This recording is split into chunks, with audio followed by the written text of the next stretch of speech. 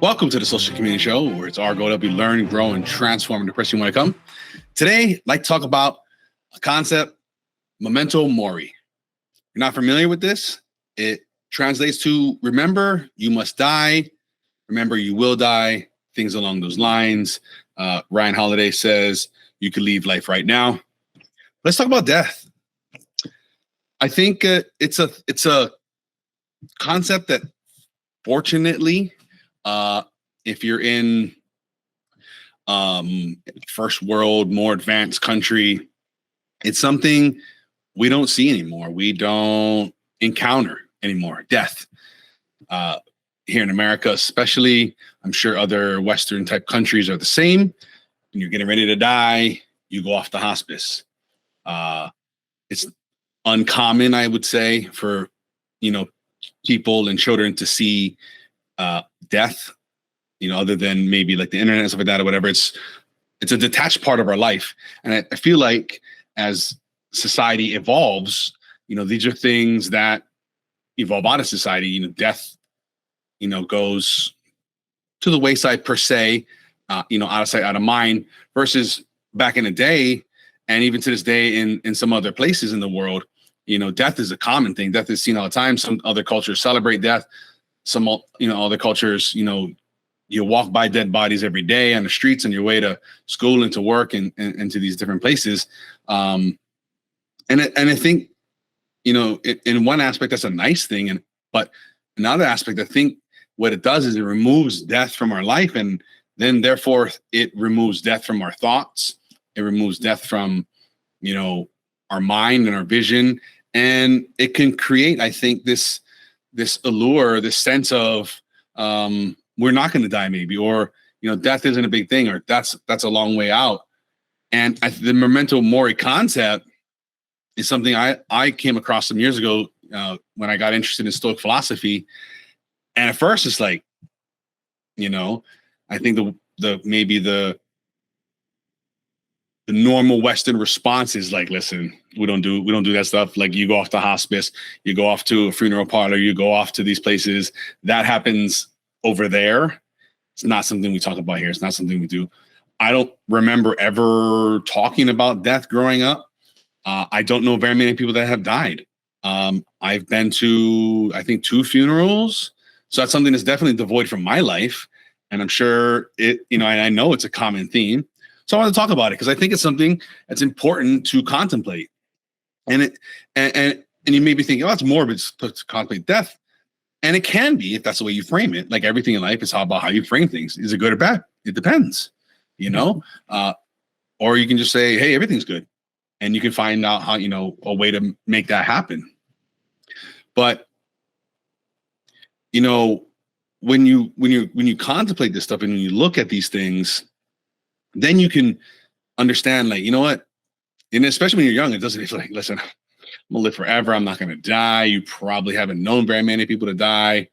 So you have that, that veil of, immortality, maybe even invincibility or something along those lines.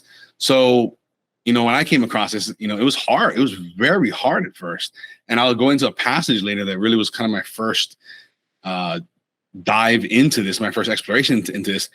And it was hard to think about. And I think that goes back to, like I was saying earlier, it's something that's devoid from our life. We don't think about that. We don't talk about that. It's not something that's talked about at all, And so it's funny that, the origins of this concept is, as it's believed, it's from ancient Roman tradition. And the tradition was when you came back from battle and you're marching through the, down the street and whatnot, celebrating the victory, there was a peasant or a slave or something like that, that was whispering behind the commander's ears, "You are mortal."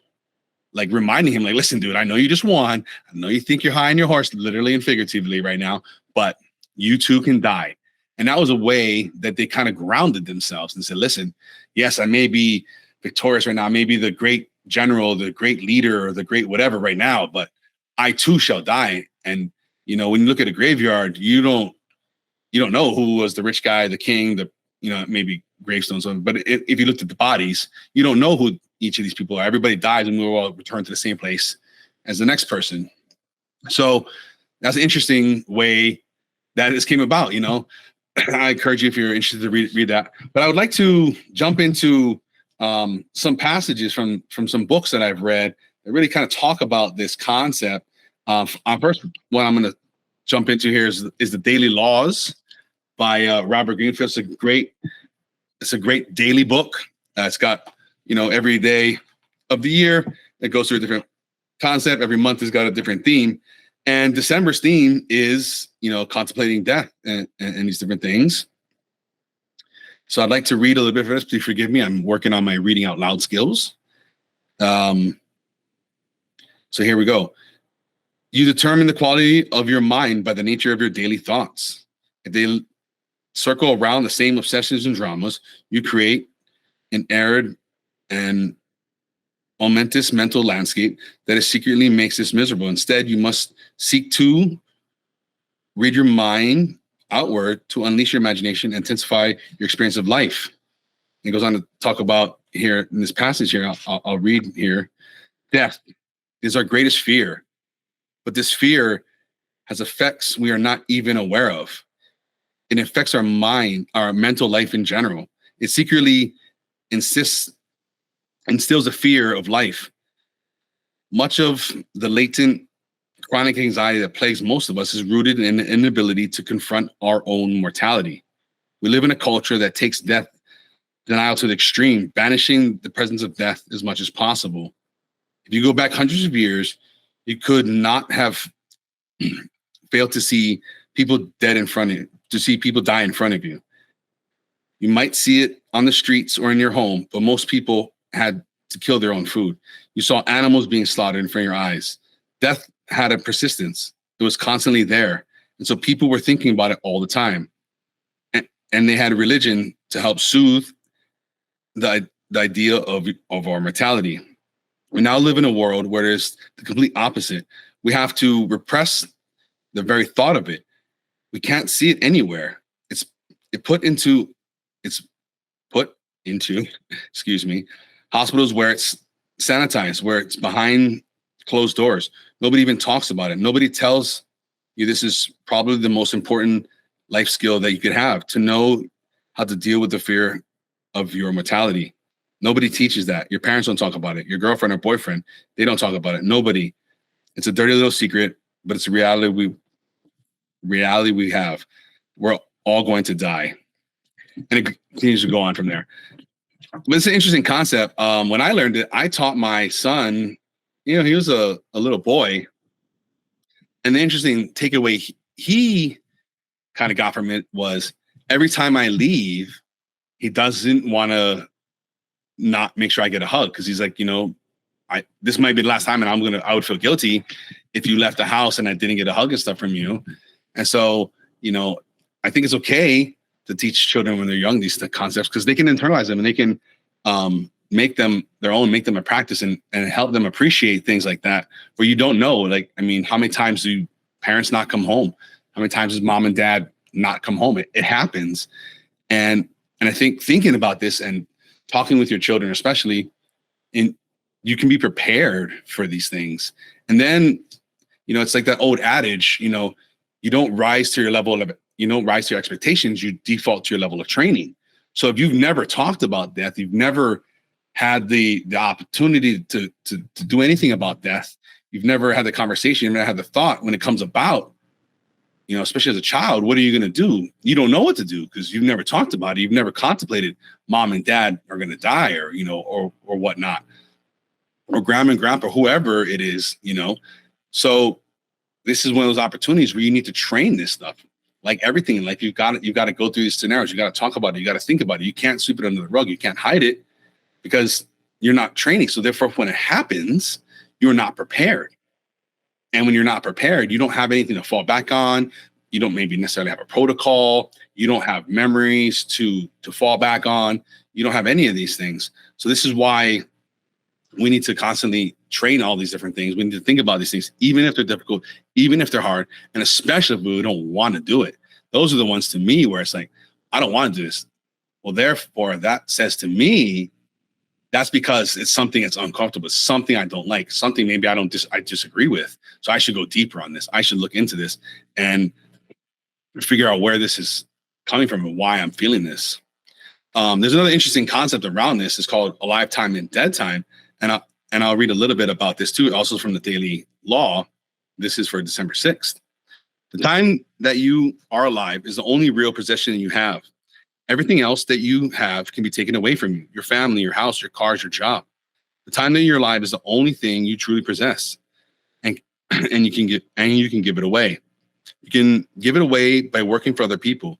They own your time and you can be miserable. You can give it away by reaching for external pleasures and distractions, spending the time that you have as a slave to different passions and different obsessions. Or you can make the time that you're alive your own.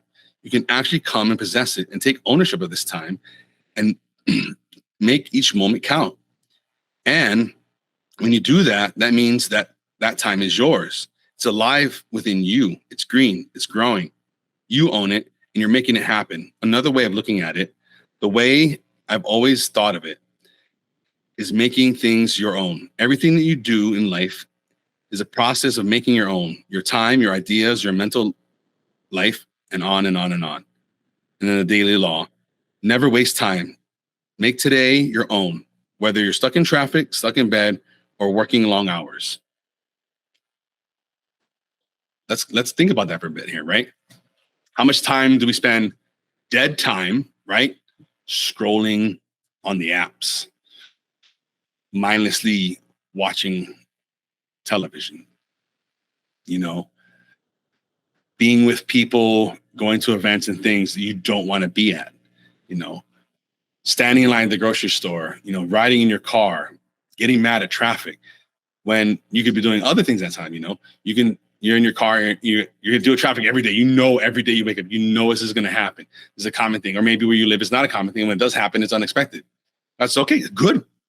That's an opportunity for you maybe to continue listening to an audiobook, maybe continue listening to a podcast, maybe just having it silent in the car and that be your meditation time, or different things. There's lots of different things you can do with this dead time, which can become a lifetime, or like Tony Robbins talks about, net time.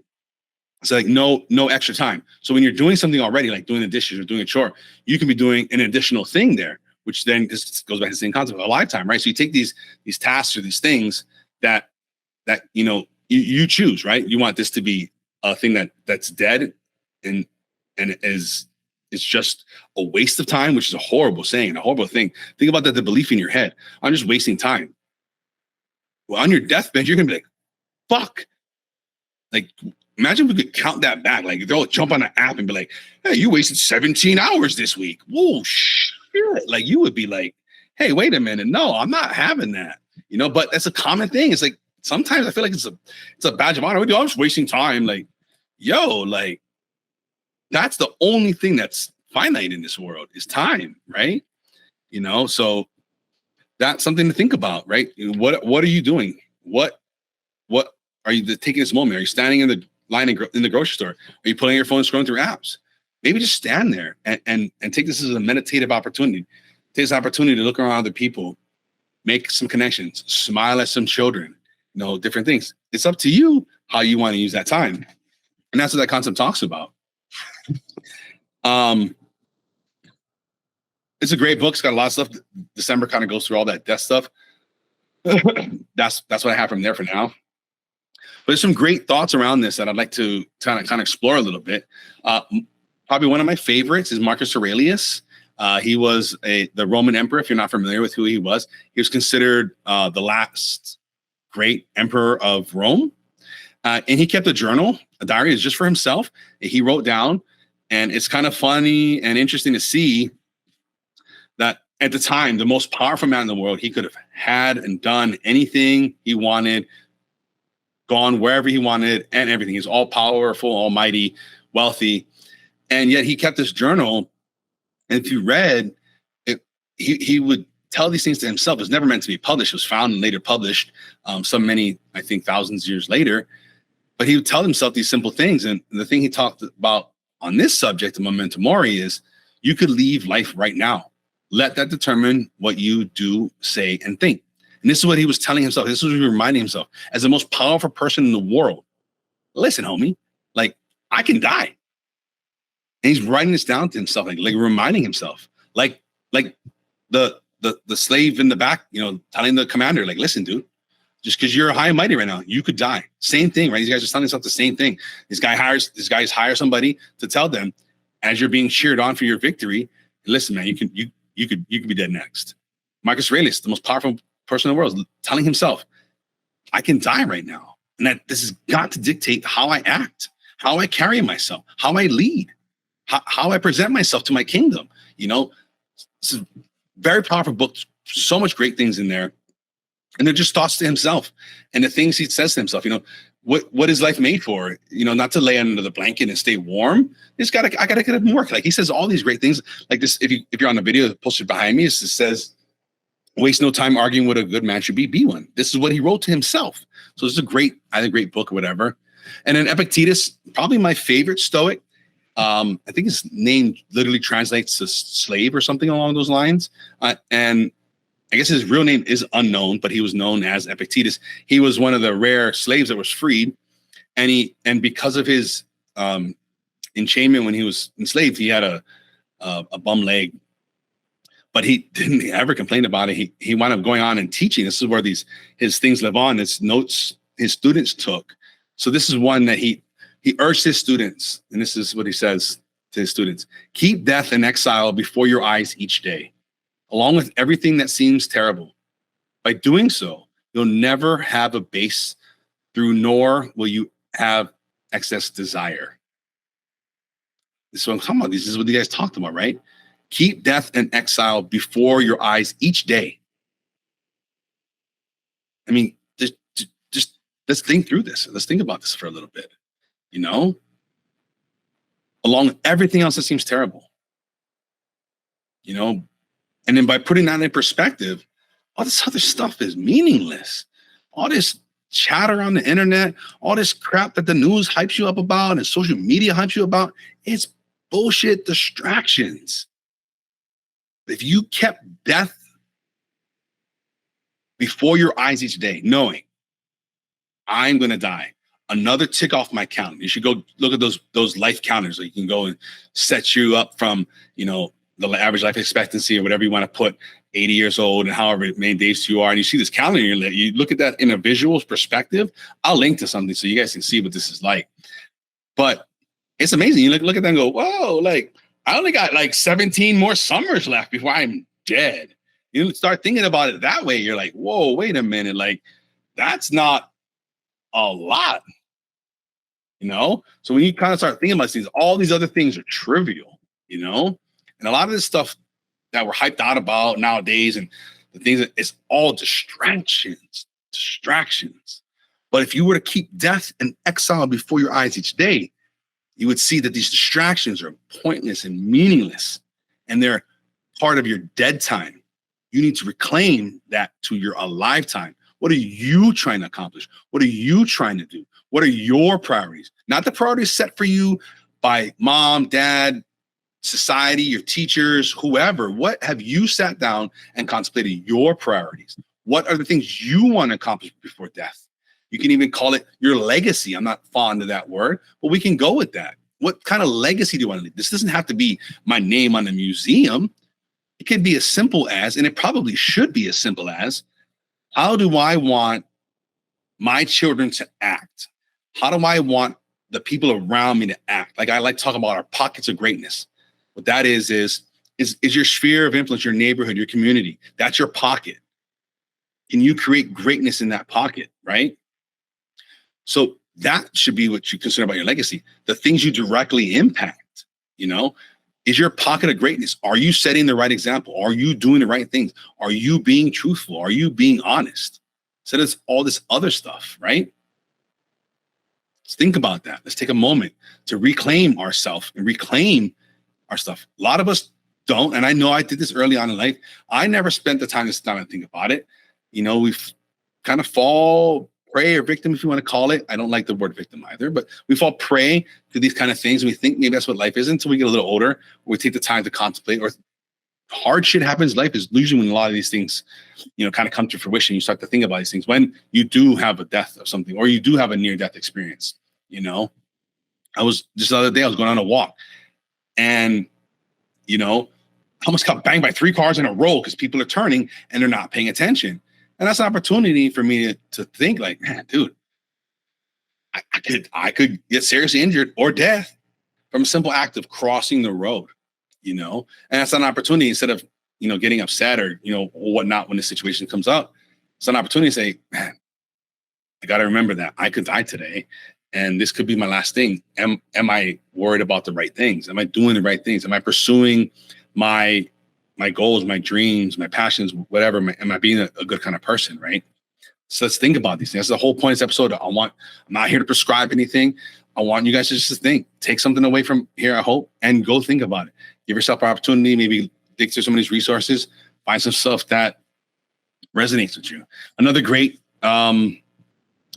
Stoic philosopher, Seneca, he was a little bit more on the morbid side of things, I would say.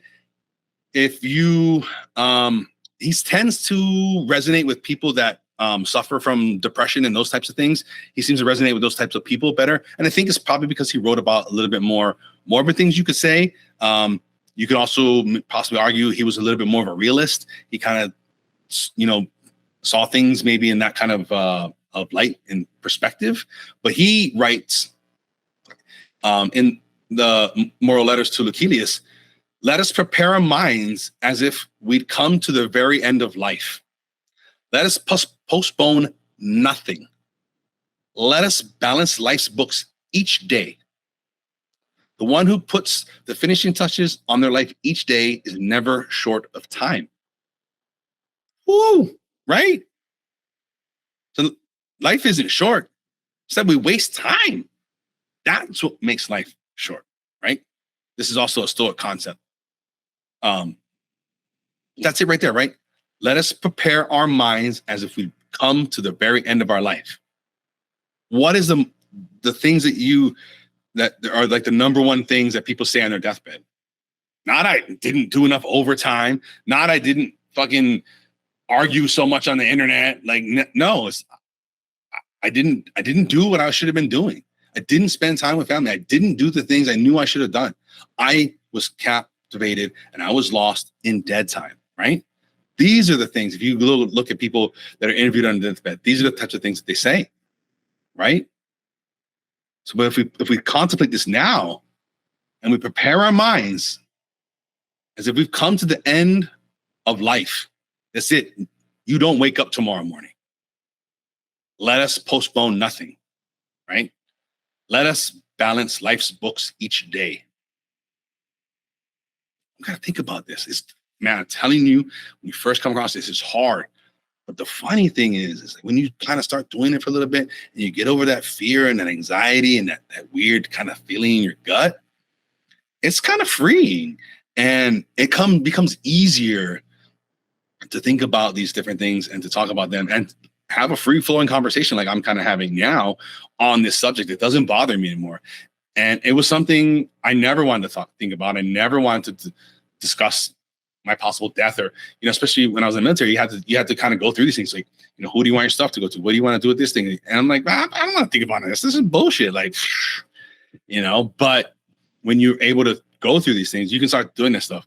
But then it also helps you get your affairs in order because you've got to think about these things, right? You got to think about that. Who's your successor? Who's gonna, do you have a will or a trust or whatever these things are? Who's going to be the benefactor? Who's going to take care of your family, your wife, or your husband, or your child, or your parents, or whatever's going on in your life? However things are, what about your business? Sometimes these things happen. And the owner of the business dies.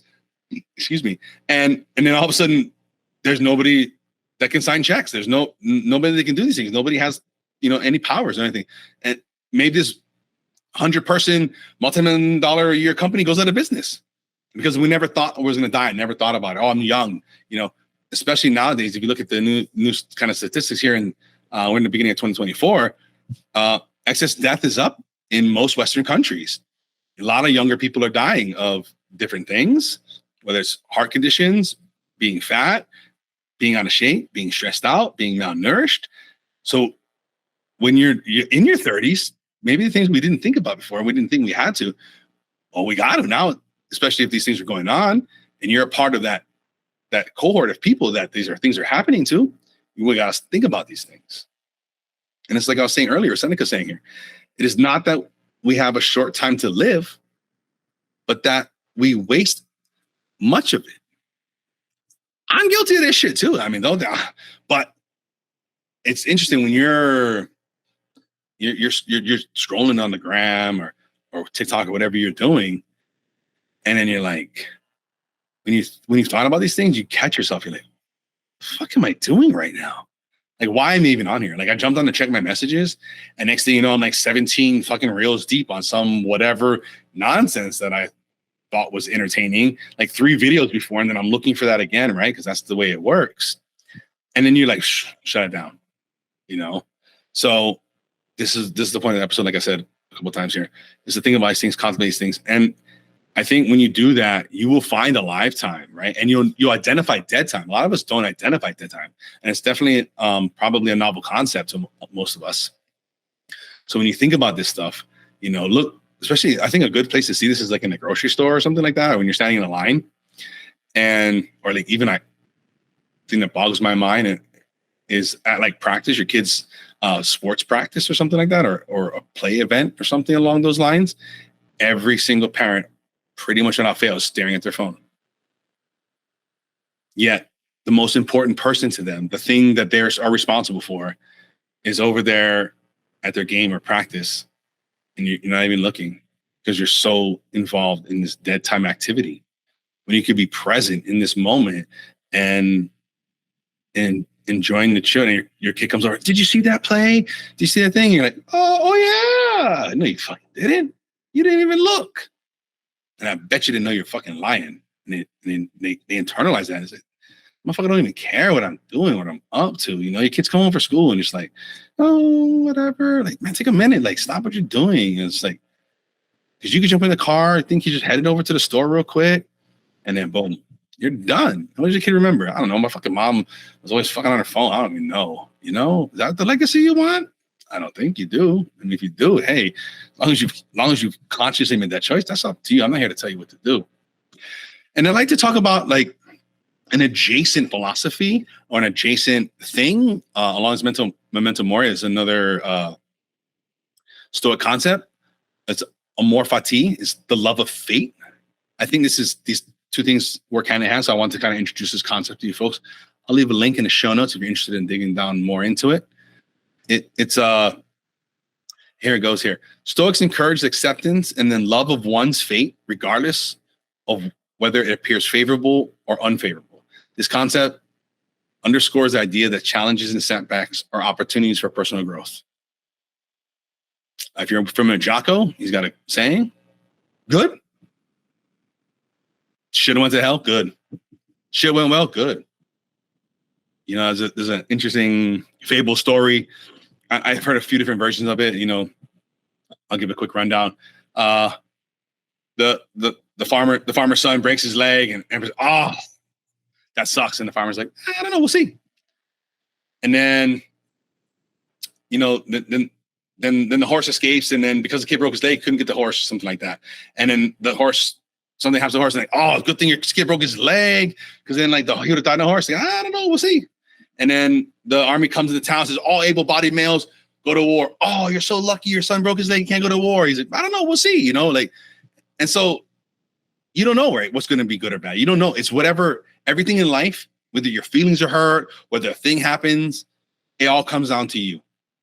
What label you put on it, what meaning you assign it. Nothing in this world has a meaning until you assign it a meaning, good or bad, right? So you must love fate, right? On the coin here from Ryan Holiday's Day Stoic, it says, not merely to bear what is necessary, but love it, right? How much better and smoother would life go? We just went with it, favorable, unfavorable. Oh man, that shit ought to suck. I don't know, good. Fuck, I don't care. I'm a roll with it, right? How much less anxiety could we have? How much less stress could we have? How much more ability could we have to detach and then look at that situation and say, oh, I have a solution, right? When we're not so involved, we're not adding these meanings onto things. We're not assigning good or bad labels to these things. It is what it is. I'm down. So the universe is going to do what it's going to do. The world is going to do what it's going to do. The earth is going to spin. Things are going to happen. It's going to rain. It's going to snow. It's going to be hot. It's going to be cold. So what? Right? We got to adapt, right? We can overcome. Think about this. You are the descendant of people that suffered and endured the worst shit ever.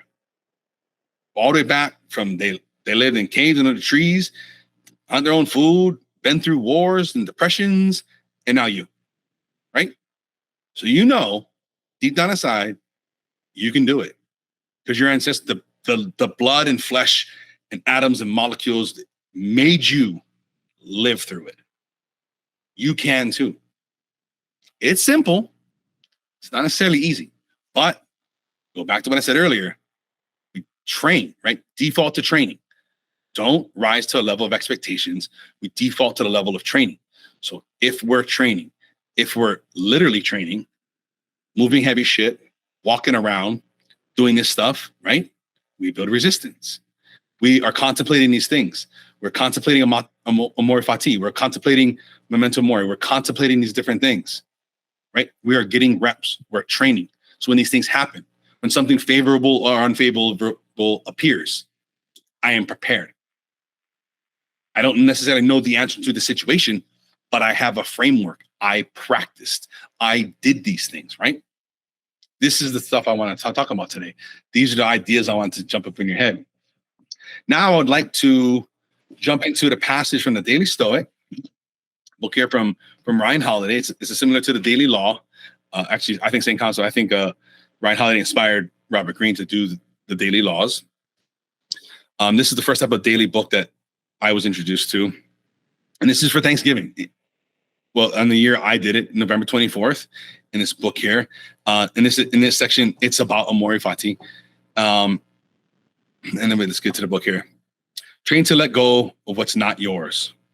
And this is when I first read this, the very first time.